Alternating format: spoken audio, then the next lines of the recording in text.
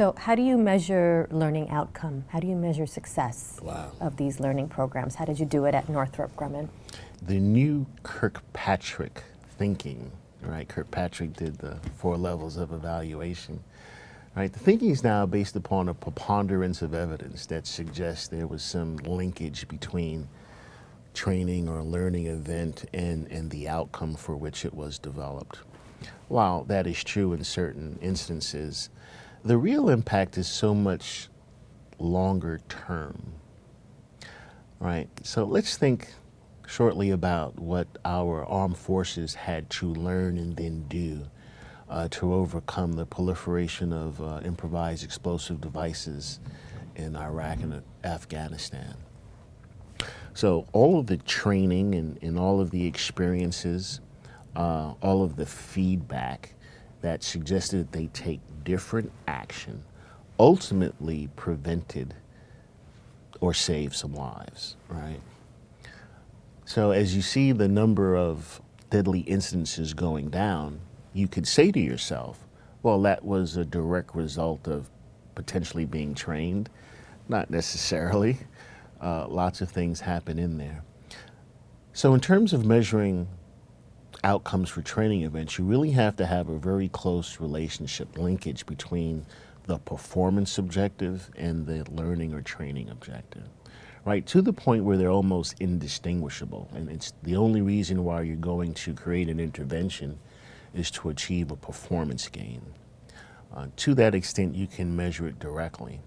Other than that, there are things that you also want to consider about the population of people that are participating in achieving some performance outcome. So like for instance, a team is put together to create some new product.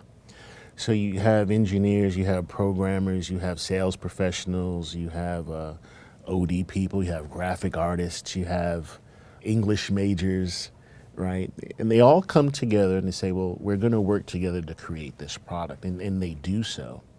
Now, could we come back and then look at the composite of that team and say, well, how were each of these individuals trained to support achieving the outcome for which they were tasked?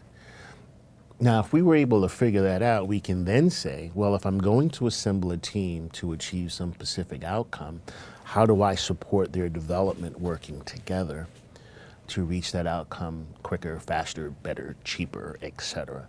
Then I can make the linkage, the claim between the training or the intervention and the performance outcome. So a lot of it depends upon where in the, the stream that you interject yourself or you create the intervention or those types of things.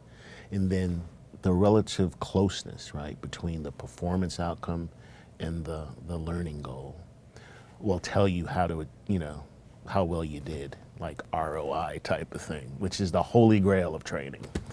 Do you think it's important to be able to link your learning and your learning outcomes to ROI? I think if your CFO thinks it's important, then it's important. I think if leaders are comfortable with this notion of non-tangible outcomes, things that aren't directly measurable, but you can sense it or you can feel it. I heard someone call it the smell test, right? If they can walk into an environment and they can just sense and feel that people are productive, they're working together, they're engaged, they're excited, then maybe that's sufficient. I think what happens is success criteria has to be defined very locally. And I don't necessarily walk in the door and say, this is what success looks like. I ask the question, what would satisfy your team, yourself, your organization, in terms of achieving something for which you're willing to invest in?